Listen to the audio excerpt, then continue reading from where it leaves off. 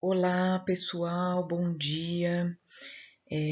Meu nome é Vanessa Belo Figueiredo, eu sou professora da PUC de Campinas, na Faculdade de Arquitetura e Urbanismo, doutora em Planejamento Urbano e Regional pela FAUSP e atualmente eu coordeno o Comitê Científico Nacional de Paisagens Culturais do ICOMOS Brasil, que é o Conselho Internacional de Monumentos e Sítios.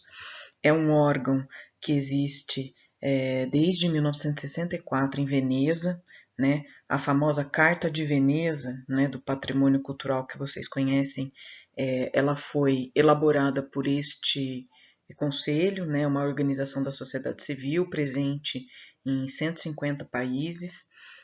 No Brasil, ela existe desde os anos 70, mas ela começou a se organizar e montar os comitês científicos nacionais a partir de 2019. Eu também coordeno aqui o Núcleo São Paulo, o núcleo estadual, que organiza o ICOMOS também aqui no estado de São Paulo. Atualmente estou como conselheira do CAU, Conselho de Arquitetura e Urbanismo do estado de São Paulo, onde eu coordeno a Comissão de Patrimônio Cultural. Eu também tive a oportunidade de trabalhar 4 anos na prefeitura de Santo André, na Vila Ferroviária de Paranapiacaba. Fui subprefeita lá. Trabalhei 8 anos, na verdade, na prefeitura de Santo André, e dos quais 4 no centro, né, fazendo o planejamento territorial e executando as políticas para a área central, para a reabilitação da área central, e depois em Paranapiacaba. Então, hoje aqui com vocês, gostaria muito de agradecer o convite aqui para estar com vocês, compartilhando um pouco desse trabalho, desses trabalhos técnicos, né, profissionais que eu desenvolvi. Então, eu vou falar um pouquinho com vocês hoje sobre planejamento integrado da paisagem cultural. A apresentação está organizada em 3 momentos, onde eu vou falar um pouquinho para vocês da paisagem cultural como um novo conceito, né, e uma nova tipologia de patrimônio, e também vou falar dos exemplos de Paranapiacaba, então um programa que foi implementado, né, onde a gente trabalhou com esse conceito de paisagem cultural e também trabalhamos a execução de toda uma política integrada, patrimônio, meio ambiente, né, gestão de pessoas, turismo comunitário, enfim, vou apresentar um pouquinho para vocês disso, e um trabalho mais recente que foi elaborado dentro do conteúdo da revisão do Plano Diretor e Lei de Uso e Ocupação do Solo de Campinas, né. Então, para a gente falar um pouquinho sobre os conceitos, né, a gente tem, dentro do campo do patrimônio cultural, uma evolução da compreensão do que a gente entende como patrimônio cultural. E essa evolução também pressupõe um alargamento, né, um alargamento do conceito. Então, a gente começa a lidar com o patrimônio cultural como política pública, não só no Brasil, mas fora do Brasil, com a ideia de monumento, né? Então, o que é um monumento histórico, né? Em geral, uma edificação isolada, onde a gente percebe e confere valores estéticos, artísticos, memoriais, valores de ancianidade, mas esse patrimônio em que pese o edifício, né, e a conservação dos edifícios serem muito importantes, né, para a nossa memória, para a história da nossa técnica, enfim, e da própria história da arquitetura, e ainda é uma visão muito fragmentada, né, do que é o patrimônio cultural, sobretudo se a gente pensar nas evoluções posteriores, né. Este modelo de pensar o patrimônio, né, esta ideia de pensar o patrimônio como um monumento, ela gera um modelo de organização da política, né? Então, a política ela vai se organizar com base em valores estáticos, ou seja, os valores estão na matéria, né, e na conservação da matéria, a ideia de visibilidade, tutela e restauro. Então, a gente tem toda uma política que se organiza dentro do IPHAN, inclusive desde 1937, e sobretudo na chamada fase heróica do IPHAN, né, que dura esses primeiros 30 anos do IPHAN até 67, a gente vai ter, então, bens, né, isolados sendo tombados, em geral igrejas, né, ou edifícios institucionais, enfim. E essa política, né, de restauro e tutela do Estado sobre esses bens, né. A gente tem com a própria Carta de Veneza, né, do ICOMOS, uma ampliação conceitual para a ideia de sítio histórico, né?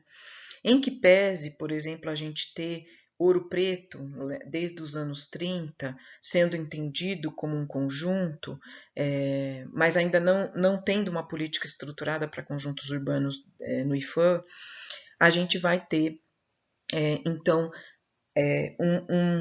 um investimento massivo, um reconhecimento mais robusto de conjuntos arquitetônicos e urbanos a partir da Carta de Veneza, em todo o mundo, e o Brasil também acompanha essa evolução conceitual. Nesse momento, né, e até hoje, a gente tem esse modelo imperando ainda no Brasil, né, com a ideia de sítio histórico e monumento histórico. E o que se reconhece no sítio histórico é, sobretudo, a morfologia, né? O valor histórico, científico e turístico começam a entrar na agenda, né? Então, tem uma ampliação da noção de reconhecimento de valor, mas a gente continua ainda trabalhando muito a matéria, a tutela, o restauro, a visibilidade e a ideia de homogeneidade, né? Então, são conjuntos urbanos homogêneos, né? Conjuntos urbanos que representam um determinado período, né? Um período colonial em geral no Brasil. Aí a gente tem uma evolução mais recente desse conceito, ampliando para a ideia de patrimônio cultural, que é o conceito que está na nossa Constituição de 88. Ele veio sendo construído e gestado nos anos 70, né, e se consolida no final dos anos 80, 90. Ele amplia mais um pouco a noção de patrimônio, envolvendo patrimônios mais recentes, como o patrimônio industrial, por exemplo, o patrimônio natural, mas entendendo a natureza como com valor ambiental, não só com valor estético, né? Como a gente tinha lá no começo com a ideia de monumento natural, né? E a gente tem o patrimônio imaterial entrando bastante forte nessa ideia. E a partir do ano 2000, que a gente cria o instrumento do registro e a Política Nacional de Patrimônio Imaterial, a gente começa a ter uma política para o patrimônio imaterial. Então, é uma ampliação bastante robusta. O IFAM, sobretudo, vem trabalhando muito bem esse alargamento.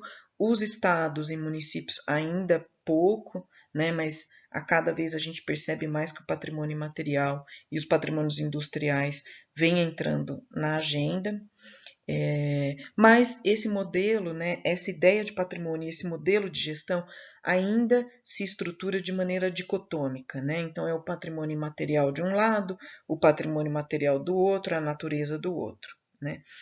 A ideia de paisagem cultural, ela é uma nova epistemologia do campo, né, do patrimônio, que vem buscando compreender a simbiose entre esses objetos, objetivos e valores do patrimônio. Então, é o território na sua complexidade, e a expressão territorial é a paisagem, ou seja, não existe paisagem sem pessoas, né? E a ação do homem sobre esse ambiente natural, que o transforma em rural, que o transforma em urbano, onde a gente tem as expressões dos valores e dos significados imateriais também impregnados na paisagem. Então, não dá para dissociar paisagem de práticas imateriais, festas, significados, simbolismo, né? As coisas estão muito grudadas, estão muito juntas.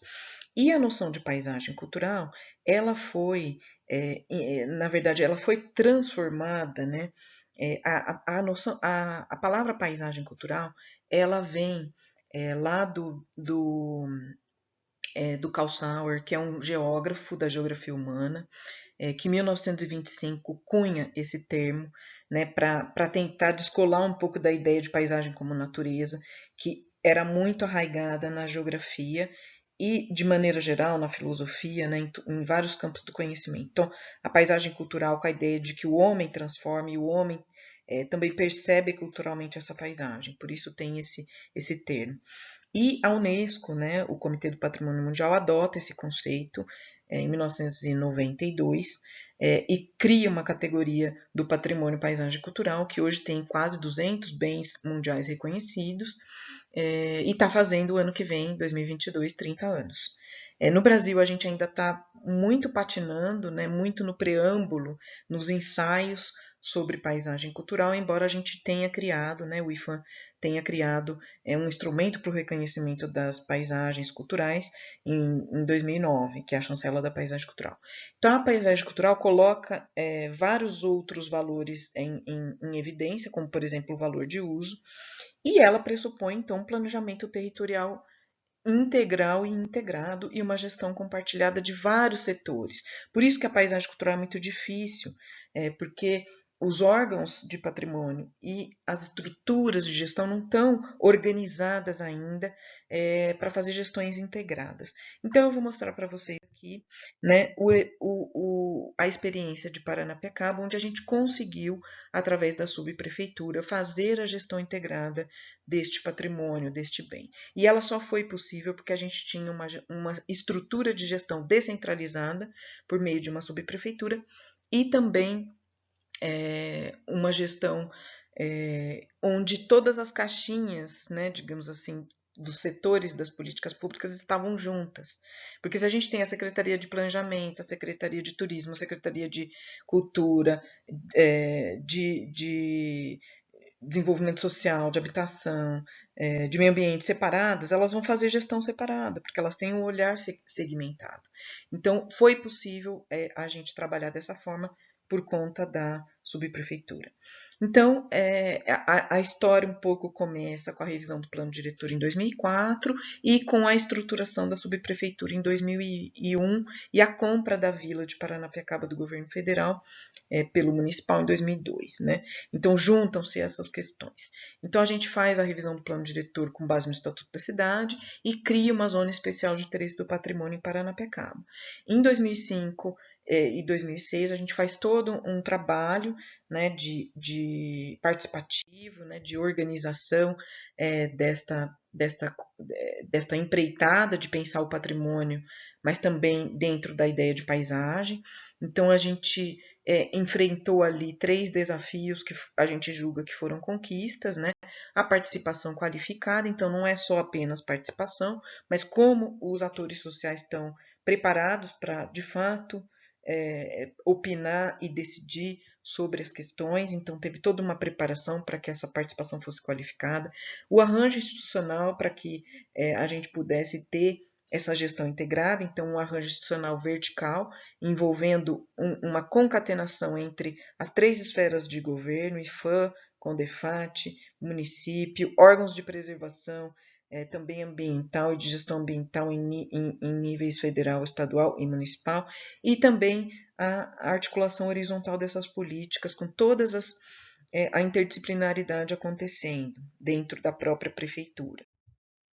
A gente montou uma comissão, chamou Comissão da ZEIP, que tinha 34 membros, exclusivamente da sociedade civil. O poder público municipal não tinha assento nessa comissão, e a gente tinha os órgãos de preservação participando e também os conselhos municipais participando.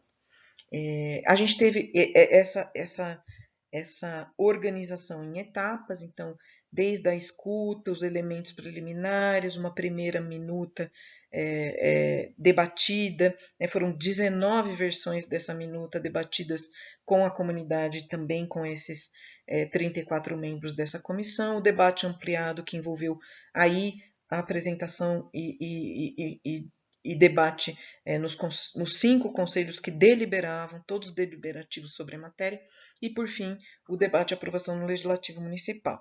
Essa lei foi aprovada em 2007, já trazendo o conceito de paisagem cultural para a legislação brasileira. Então, é a primeira lei que nós temos conhecimento no Brasil que usa o termo paisagem cultural, inclusive antes do IFAM, porque a chancela da paisagem do IFAM é de 2009, e que também não só usa o conceito, mas estrutura toda uma política trabalhando com a questão da paisagem e especialmente da paisagem cultural. A gente tinha também, além do espaço de participação da própria lei da ZEIP, a gente tinha outros tantos espaços participativos de todas as políticas, então comissão de festejos, comissão de monitores, empreendedores, orçamento participativo, biomapa, né, que é uma estratégia da população se reconhecer no território, conseguir apontar as questões no território, se apropriar dos mapas, né? E a gente vai exercendo a cidadania, exercendo a educação e também a identidade do morador e dos empreendedores expressas de maneira organizada nessas cartografias, né? A lei, então, se organiza em 5 títulos, né? Os conceitos e as diretrizes, o desenvolvimento sustentável, os parâmetros urbanísticos. Então, a gente trouxe para essa lei todo o regramento de uso e ocupação do solo, incomodidade por emissão sonora, sistema viário, os instrumentos, né, aplicáveis e a gestão. No caso, a gente tem um patrimônio muito especial, que é um patrimônio público. Então, são 350 casas onde os moradores e empreendedores pagavam aluguel para a prefeitura. Então, tem toda uma gestão da utilização desses espaços públicos, incentivos, fiscalização, sistema de participação para essa lei acontecer durante a elaboração e depois na gestão disso. Então, é uma lei que ela é um plano diretor, ela está em vigor ainda, ela é um plano diretor da vila, com parâmetros urbanísticos de uso e ocupação do solo, com desenvolvimento do turismo, né, com diretrizes para preservação cultural e ambiental. Então, ela junta numa lei só, por isso que ela veio sendo considerada um instrumento inovador, tanto pelo IFAM, pelo Ministério das Cidades à época, pelo Laboratório Internacional de Paisagens Culturais da Catalunha, enfim, é um trabalho que foi publicado em 4 países fora do Brasil, porque ele tem essa especificidade, né, de ter reunido tantas matérias que, em geral, estão sempre separadas numa matéria só, né? Então, a gente também é importante observar que na vila a gente tinha uma política que envolvia vários eixos de trabalho e todos eles estavam concatenados, e o planejamento territorial é um instrumento importantíssimo para amarrar, né, todas essas questões da conservação ambiental, da preservação cultural, do turismo comunitário, do desenvolvimento socioeconômico, da participação cidadã e a própria descentralização administrativa. Paranapiacaba entrou na lista indicativa ao Patrimônio Mundial da Unesco como paisagem cultural em 2007. Esse processo foi interrompido aí por conta das trocas de governo federal e municipal e ainda não foi retomado. Aqui, só para vocês terem uma ideia, né, a lei é bastante complexa, não dá para a gente trazer todos os itens dela aqui, mas esse é o zoneamento que foi proposto para a vila. A gente setorizou a vila, né, parte alta, parte baixa, Rabique, setor da ferrovia, e dentro do setor da parte baixa a gente tem algumas áreas de preservação. Então, a área predominantemente residencial, predominantemente comercial, área de atividades noturnas, área de transição para o parque nascente de Paranapiacaba e a área de serviços diferenciados.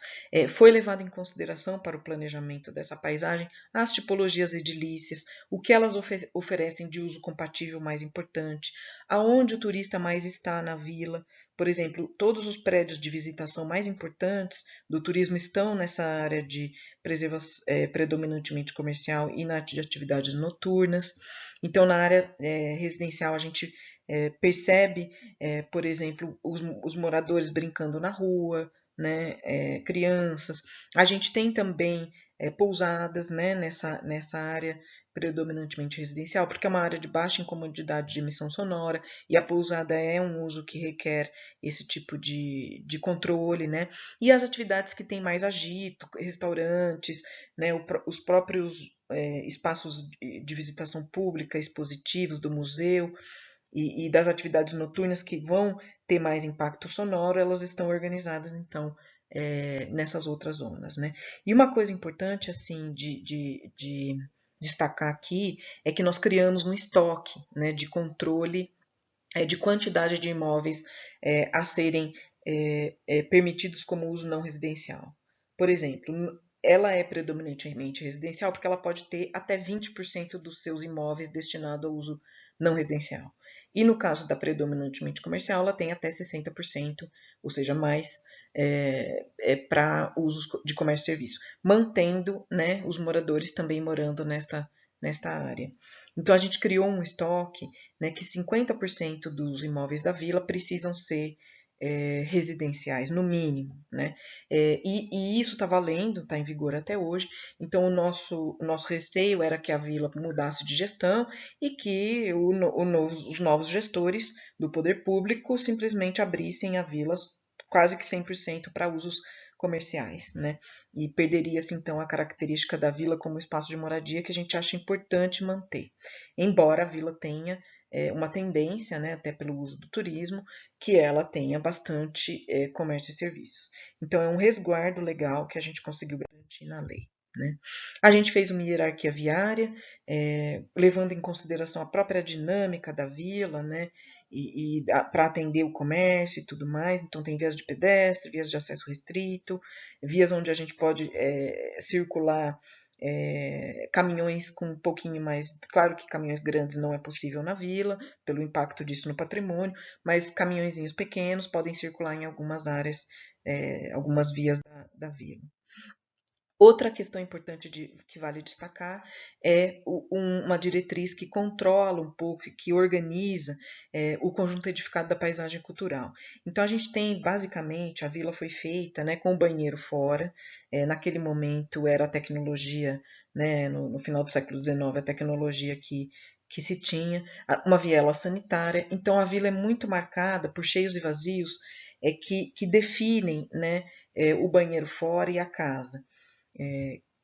Só que muitos banheiros ruíram, né? E a gente perde uma referência importante na paisagem. E também os puxadinhos que foram feitos, né, nos momentos de abandono da vila, e que aumentaram as casas e perdia-se essa referência na paisagem.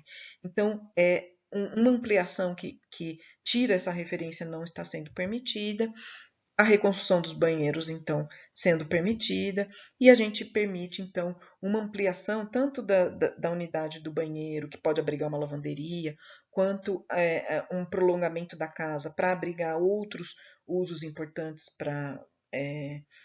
para tanto comércio e serviços quanto a moradia com comércio e serviços é permitido, sem que a gente perca a relação de cheios e vazios construída desde da ideia original da vila. Então, a gente adapta às funções atuais, mas ainda mantendo esse vazio, essa relação de cheios e vazios que constrói. Né?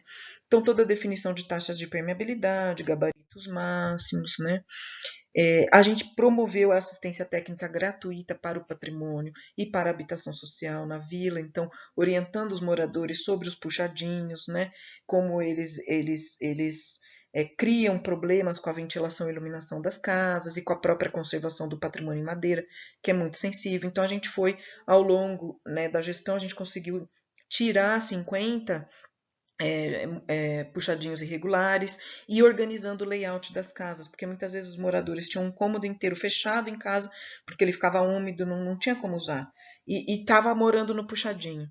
Então a gente foi fazendo essa avaliação junto com os moradores, um trabalho de formiguinha mesmo, e tirando os puxadinhos e retomando cômodos internos, né, que são a própria moradia. Então esse foi um trabalho também que foi feito e está registrado e está permitido dentro da lei. Né? E a próprio regramento, né, que eu falei para vocês dos cheios e vazios. E também a gente criou lá um projeto muito interessante, né, que são os exemplares de tipologias residenciais, também concatenado com o projeto do circuito museológico. Então tinha toda essa polêmica, né, de manter tipologias originais. A vila tem muitas tipologias, então a gente selecionou tipologias, né, para que elas fossem restauradas conforme o projeto original, e lá a gente transformasse então em espaços do circuito museológico.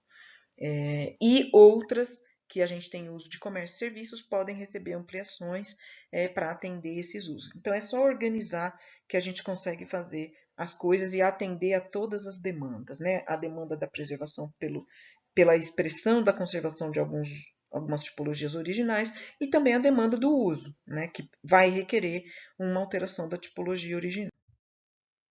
E a gente também montou, né, a cooperativa de marcenaria, restauro, e o próprio CEDAR, que é o Centro de Documentação da Arquitetura, que é esse prédio que a gente fez o projeto piloto, formando mão de obra local para restaurar em madeira e tudo mais, e já disponibilizando esse espaço, então, que é com 4 tipologias é onde a gente criou, então, restaurou no seu original e criou o CEDARC, né, que é um espaço expositivo mantido até hoje, onde está exposto lá informações sobre arquitetura e urbanismo da vila. A gente trabalhou também a conservação ambiental, então a gente, né, faz parte da reserva da biosfera do Cinturão Verde, se tornou área núcleo dessa reserva do Cinturão Verde. A gente formou, na época, mais de 50 monitores ambientais, então de lá para cá esse projeto continua, devem ter sido formados muitos outros, né? Criamos o Parque Nascentes, né, uma unidade de conservação municipal criada em 2004, também com gestão participativa. Na gestão do turismo também, ancorada em todo esse trabalho de gestão do território, então a gente incentivou os moradores a entrarem para o turismo, né? E por isso a gente trabalhou dentro do turismo comunitário e dentro de etapas, né? Uma primeira etapa de implantação, depois qualificação, depois a formalização, que na época não foi terminado porque a gente teve a troca de gestão, então criamos vários programas, né? Programa Portas Abertas, Fogo e Fogão, Bed Breakfast, Ateliê Residência, incentivando a população a abrir coisas no seu imóvel para receber esse turista, né? E também com descontos até 70% do aluguel para quem entrasse no programa, né? E a gente pegou a vila, né, com 61% de desemprego, 20 anos de abandono da ferrovia, uma população favelada morando no patrimônio, e conseguimos em 2008 deixar a vila com 16% de desemprego, que é alto, mas perto da taxa que a gente saiu, foi um avanço, né, em 8 anos bastante significativo. Levamos o trem turístico também para lá, né, a Maria Fumaça, criamos um calendário de eventos anual que também proporciona uso para o patrimônio e geração de renda para a comunidade. Então, desde o carnaval, o festival de inverno em julho, o Festival do Cambuci, que é uma prática que a gente, culinária, que a gente percebeu também em pesquisa de história oral, e eles já utilizavam muito nas bebidas, né, o licor de Cambuci, a pinga de Cambuci, e a gente criou então o Festival do Cambuci e o Festival de Botequim, onde a gente trazia pessoas da gastronomia para fazer cursos com os empreendedores de gastronomia, para desenvolver pratos com esse fruto que é típico da Mata Atlântica e ali da região, e esse foi um evento que pegou e ele existe até hoje, esse calendário de eventos continua ativo até hoje, né? A Semana do Ferroviário e Ferromodelismo também, são eventos nacionais e que tem um trabalho em Paranapiacaba, e a Convenção das Bruxas e Magos, né? E os rituais da Sexta-feira 13. Então isso foi muito interessante porque a gente tem uma comunidade, né, de bruxas e magos muito ativa em Santo André e no Brasil, e eles têm Paranapiacaba como um lugar místico e vieram nos procurar para fazer atividades deles lá. No começo isso deu um desentendimento com a comunidade, que não entendia muito bem esse negócio de bruxa e mago, mas aí a gente falou, vamos fazer uma experiência, recebemos eles e foi maravilhoso, né? São festas, né? Eles vendem lá os produtos deles, jogam tarô e fazem uma série de coisas, traz um público muito grande para a vila e essa convenção existe até hoje, né? Foi um evento que pegou mesmo. O que mostra que a paisagem cultural, ela não tem as suas referências apenas na comunidade que está ali, mas em comunidades que não moram ali, mas que têm Paranapiacaba como seu lugar de referência, de significado, de simbolismo, de práticas imateriais, né? Por isso a prática material precisa de lugar. Então, a paisagem cultural é um entendimento de que o patrimônio material tem um lugar de prática, e esse lugar de prática é a paisagem cultural, né? Então a gente aumentou, né, a visitação da vila, né, promovemos aí a Maré Fumaça e o trem turístico que liga a Luz a Paranapiacaba, que sai, né, desde 2009 até 2010 até hoje. Então todo domingo você tem trem saindo, né, para Paranapiacaba, vocês podem fazer esse passeio.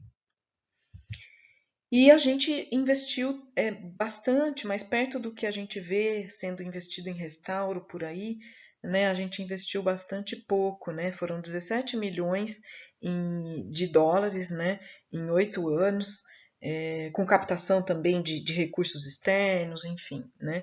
E 10 milhões em 27 restauros que nós fizemos na vila neste período, né? Então é possível a gente fazer muita coisa com pouco dinheiro, basta ter um pouco de dedicação, inteligência, né? E trazer os moradores que têm também muita atuação para poder, aos poucos, ir restaurando esse patrimônio. Aqui a gente pontua, por fim, né, alguns legados e lições dessa experiência, algumas delas eu fui falando aí ao longo do trabalho. Então, a própria estrutura descentralizada de uma subprefeitura que proporciona chegar ali no mais próximo dos moradores para a gente fazer turismo comunitário, entender essa comunidade, né, fazer essa gestão ali participativa, integrada, e integrar as diversas áreas da prefeitura, que geralmente estão pulverizadas em setores, né? Um sistema permanente de planejamento e avaliação, e a gente trabalhava muito com planejamento estratégico situacional, e a integração horizontal dessas políticas, né, a implementação de um sistema de participação qualificada, deliberativa e corresponsável, né? A gente nos projetos, a comunidade sempre tinha um papel. Então não é uma comunidade que cobra. Eles cobravam muito da gente, mas a gente também cobrava deles. Então assim, a gente saía com um projeto, a comunidade tinha uma responsabilidade, eles tinham que fazer coisas. E isso é importante, a gente dividir responsabilidade, né? O poder público geralmente é muito cobrado e as pessoas querem que as coisas aconteçam sem colocar a mão na massa. Mas quando a gente fala em participação, a gente quer uma participação corresponsável, né? E era isso que a gente fazia lá com eles. E deu super certo, né? A utilização dos recursos naturais e culturais de forma sustentável a favor do desenvolvimento social e econômico local, a política de inclusão via turismo estrategicamente desenvolvida em etapas, respeitando o tempo da comunidade, né, dela se engajar no projeto. Se a gente chegasse lá exigindo a formalização na primeira etapa, a gente não ia ter nada, porque eles não tinham ainda estrutura para se formalizar. Né? Então tem que ser feito em etapas, né? Foi o que a gente fez. A importância do tripé planejamento, educação e fiscalização. Então a educação ela não acontece sem fiscalização. A gente precisa fiscalizar e punir, né, os infratores, porque nós tivemos e sempre teremos infratores, mesmo com todo esse trabalho próximo e de educação. A gestão do patrimônio cultural requer também ações voltadas para além da conservação das edificações. Então, o projeto só teve sucesso porque a gente foi trabalhar com pessoas. E trabalhar com paisagem cultural é trabalhar com pessoas. Né? A importância também da articulação vertical, ou seja, IFAM, CONDEFAT, então essa concatenação, os órgãos de meio ambiente também que têm estruturas nas 3 níveis de governo. Então, organizar isso para que as coisas saiam concatenadas. Quem fazia essa organização? A subprefeitura. A gente promovia isso, né? E a capacidade empreendedora e articuladora do poder local. Que isso a gente não pode abrir mão. E o sucesso dessa experiência só aconteceu por conta disso, desse conjunto de fatores. A gente também sistematizou esse trabalho, né, no livro de Paranapiacaba, que vocês podem encontrar à venda aí na internet. E agora eu vou falar rapidamente para vocês dessa experiência do plano diretor de Campinas, que foi feito com uma consultoria da FUPAM, da FAUSP, para a revisão do plano diretor e lei de uso e ocupação do solo. E a gente propôs, então, fazer uma leitura das paisagens culturais de Campinas. Então, foi criado, né, uma metodologia específica, né, só para esse trabalho. É uma outra escala, né, diferente dessa escala de Paranapiacaba, é uma escala da cidade inteira, e é um trabalho de consultoria. Então, nós não estávamos na gestão, como em Paranapiacaba, eu estava na gestão fazendo esse trabalho, podendo colocá-lo em prática ao mesmo tempo em que a gente estava fazendo a concepção dele, né, E aqui, então, a gente deixa esse legado, deixa esse trabalho para a Prefeitura de Campinas, e um trabalho que pôde nos orientar no processo decisório de organização do território que a gente precisa fazer no plano diretor e na lei de uso e ocupação do solo. Então, paisagem cultural, ela pode ser compreendida, né, de várias formas, mas o importante é a gente ter na metodologia leituras de conjunto, né? E tem muitas maneiras de fazer essas leituras de conjunto. No nosso caso, a gente estava lendo os bens naturais, culturais, materiais e imateriais e tentando entender a relação desse conjunto de variáveis no território. Então, para esse trabalho, a gente utilizou, né, um mapeamento que a gente já estava fazendo para o município em sistemas georreferenciados, então banco de dados, né, em SIG, sistemas de informações geográficas. Então, para esse estudo especificamente, a gente cruzou essas informações, essas cartografias sobre substrato ambiental, né, bacias, hidrografia, topografia, fragmentos de mata, sistema de espaços livres, APPs, né? A gente analisou o processo de urbanização e mapeou, né, nas décadas como é que a cidade foi crescendo, nos períodos da urbanização brasileiro, a análise dos bens culturais e naturais tombados, aqueles em processo de tombamento, aqueles de interesse cultural que não são reconhecidos ainda. A gente fez um inventário de varredura, né, dos bens imateriais, que Campinas naquele momento estava iniciando essa política, só tinha um bem imaterial reconhecido, hoje são 6, né, bens reconhecidos, mas a gente mapeou assim muitas referências culturais, deram mais de 30 na cidade, e a gente cartografou a localização delas, e o sistema também, a sistematização temporal e territorial desses patrimônios, né? Então, aqui só para mostrar para vocês algumas dessas cartografias, todas em bancos de dados georreferenciados, então as bacias da cidade, a isometria da cidade, as unidades de conservação, então ali a gente tem a APA de Campinas ali em cima, né, de Souzas e Joaquim Egídio, fragmentos de mata, né, espaços livres, APP, os bens tombados, né? Então a gente fez um levantamento disso na cidade. Existe uma concentração muito grande desses bens na área central, né? Sobretudo no centro, chamado centro de Campinas ou centro histórico, né?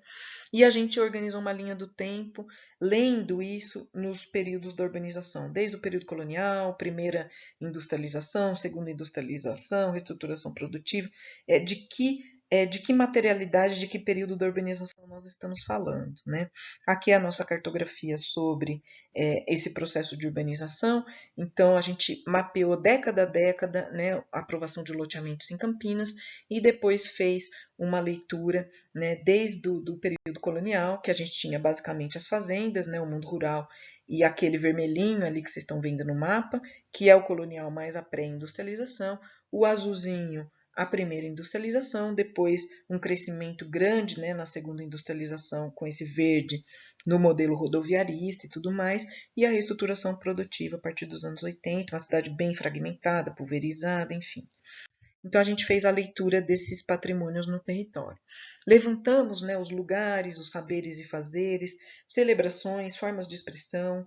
A gente não tinha um trabalho específico voltado para isso, então por isso que a gente fala que é um inventário de varredura, mas nesse inventário de varredura a gente já conseguiu cartografar muito das referências culturais da cidade, algumas delas já estão já reconhecidas, né, depois desse trabalho, outras ainda em processo de reconhecimento.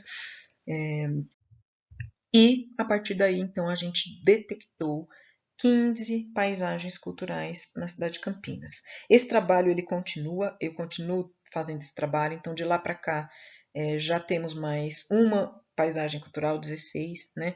Neste momento do 2015, que a gente estava fazendo o plano diretor, eram 15 que a gente reconheceu. Então, desde a paisagem cultural do centro, da primeira fase da industrialização, da ferrovia mogiana em Anhumas, do Cemitério da Saudade, Proença, Derby, que é o nosso futebol aqui em Campinas, o Cambuí, o Castelo, enfim. Eu vou passar rapidamente aqui para ilustrar algumas dessas paisagens para vocês. Então, a gente tem a paisagem cultural do Jaguari, Atibaia, Fazendas, então toda essa paisagem que articula, né, esse momento importante do período colonial cafeeiro, né, canavieiro e cafeeiro de Campinas, né, então as fazendas e essa estrutura rural que ainda está presente no município e que também se articula com a preservação do patrimônio ambiental da APA. Então nós não estamos só falando de cultura, a gente está falando de cultura e natureza, estamos falando de gastronomia.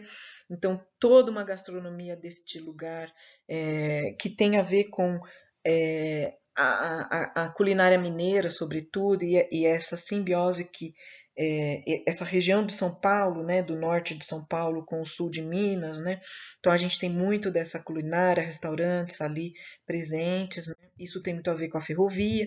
Então aqui a paisagem cultural da Mogiana em umas fazendas, que começa lá na Estação Guanabara, passa por um trecho urbano, depois ela se bifurca. Na verdade, essa paisagem cultural ela era uma só.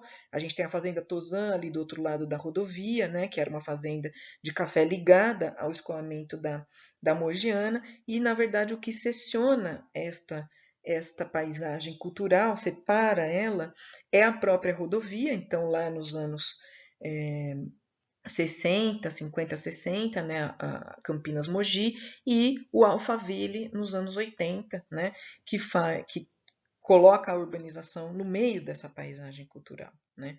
Então, por isso que é importante a gente saber que paisagens e territórios sensíveis a gente tem, para quando a gente organizar o planejamento da cidade, a gente saber, pô, não posso colocar um Alphaville aqui. Só que quando o Alphaville foi colocado nos anos 80, a gente não tinha essa leitura de paisagem cultural que a gente tem hoje, né? Então é importante essa tomada de consciência, isso estar na cartografia, isso estar em algum momento no planejamento da cidade. Aqui é a paisagem da primeira fase da industrialização, que pega os pátios ferroviários ali, né, da FEPASA, da Companhia Paulista e Guanabara, Mogiana, né? E essa roxinha, aí tem a paisagem cultural do centro, que é esse vermelhinho, e depois do Cambuí, Guanabara ali para cima, né? Onde a gente tem esse patrimônio, né? As indústrias, as vilas operárias ligadas à indústria ou ligadas à ferrovia, Curtume e Cantúcio, enfim. A paisagem do centro, que não dá para chamar de centro histórico, né, como a gente conhece lá com a ideia de sítio histórico da Carta de Veneza, porque a ideia de sítio histórico da Carta de Veneza e centro histórico é um centro homogêneo, né? Ou seja, período colonial que foi preservado daquela forma, né? Isso é o centro histórico no Brasil. Aqui nós temos o traçado do período colonial, temos pouquíssimos imóveis do período colonial, mas temos a primeira industrialização, temos a segunda industrialização, temos a verticalização. Então é um palimpsesto, né, de sobreposições dessas temporalidades. Então, a ler esse território com, né, o binóculo da paisagem cultural é muito interessante, porque a gente vai vendo, né, o agenciamento dessas territorialidades e como ela está convivendo, né, uma com a outra, né, essas várias temporalidades.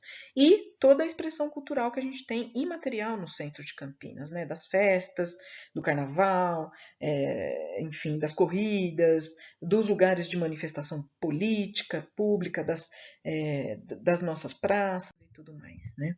E o Cambuí, né, é também um bairro, né, que surge, né, como um bairro das elites industriais da época, então aqueles casarios ecléticos, assobradados, ajardinados, com recuo frontal, e depois a verticalização, que vai trazer um patrimônio moderno vertical, bastante importante para esse bairro, né, e toda a pujança, né, que a gente tem dos bares tradicionais, da vida noturna, da gastronomia, do centro de convivência, da feira hippie, enfim, dos colégios importantes, né, que a gente teve nesse bairro.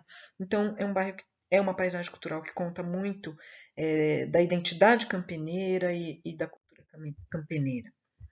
Saudade Proença Derby, então, é essa paisagem que pega, né, o cemitério, e não só o cemitério como uma expressão de arte, né, porque a gente tem muita arte fúnebre lá, mas a gente tem práticas imateriais dentro do cemitério, né, que é muito interessante. A gente tem ali os estádios do Brinco de Ouro e da Ponte Preta, né, o nosso derby, que para quem é campineiro sabe muito bem do que eu estou falando.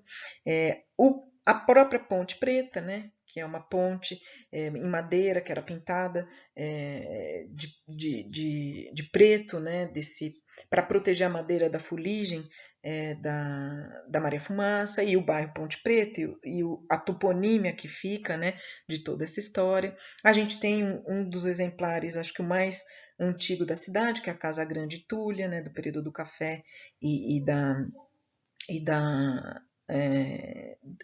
do açúcar, e algumas indústrias também que se instalaram próximo ao eixo da ferrovia nesse lugar.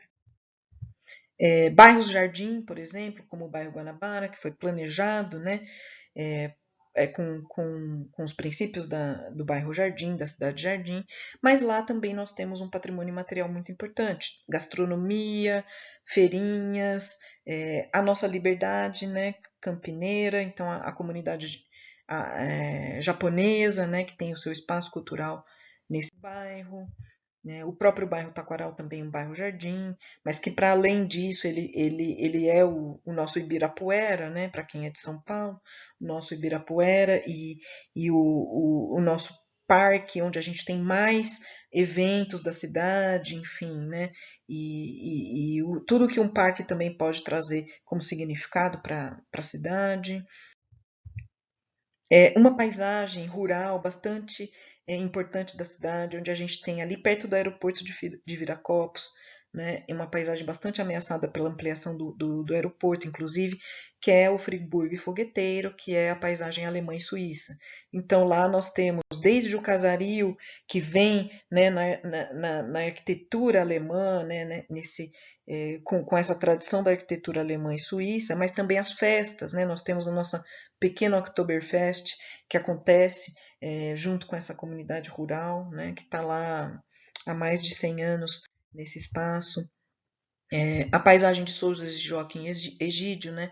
Então todo esse casario do período colonial que montava uma centralidade de apoio às fazendas, né, daquele momento, e também, né, o que a gente tem lá de gastronomia, como eu já falei, né, vários bares e restaurantes, né, a pujança da culinária caipira, o escuto-cheiro, o samba, o pagode, enfim, né, tudo que a gente tem também de manifestação da cultura imaterial presente no distrito.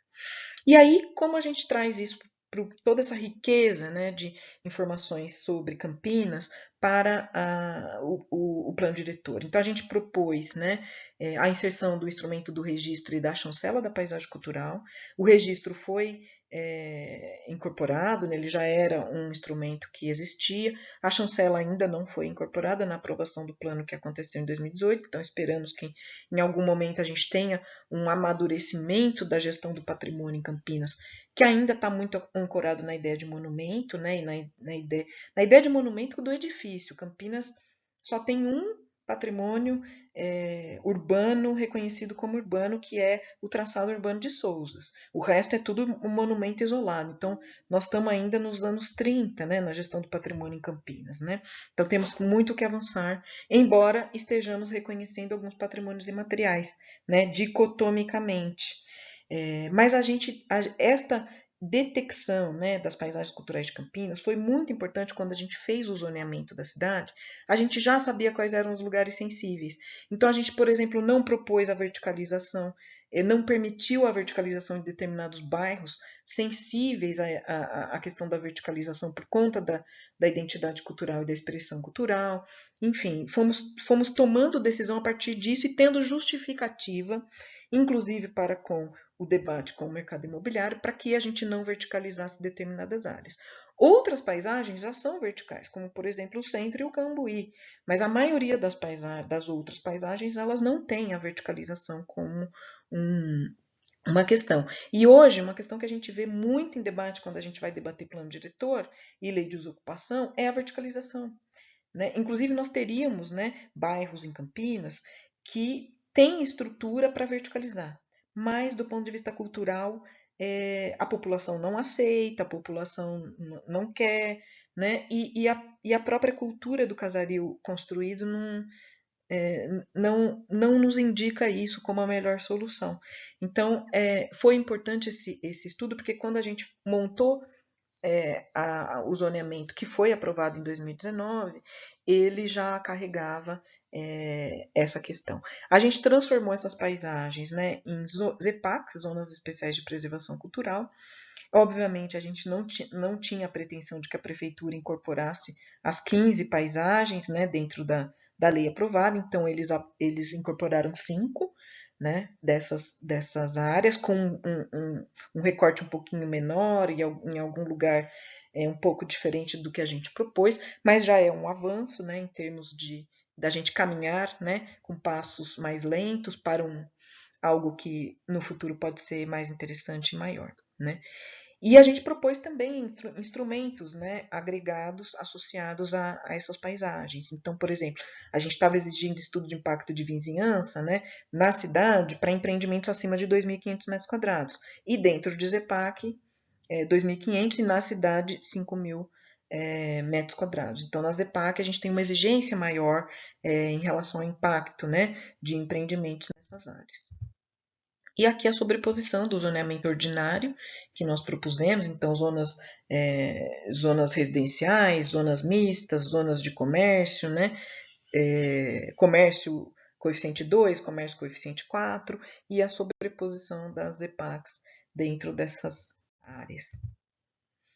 E também a gente criou um instrumento, né, que dentro das EPACs poderão ser demarcados conjuntos urbanos de interesse arquitetônico e histórico da paisagem cultural.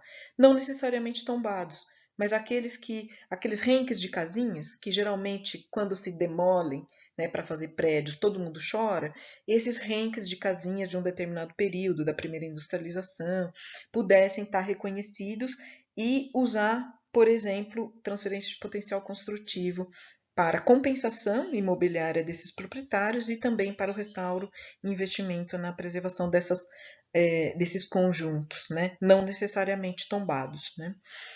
Enfim, propusemos também, né, que nas EPACs a gente pudesse ter habitação de interesse social e habitação de mercado popular. E as EPECs que foram aprovadas com o nome de ZEPECs, não ZEPACs, em Campinas, quando a lei foi aprovada em 2018. Então, gente, era isso que eu queria compartilhar com vocês, essas duas experiências.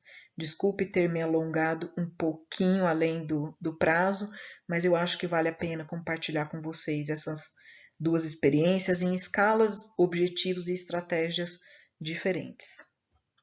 Obrigada.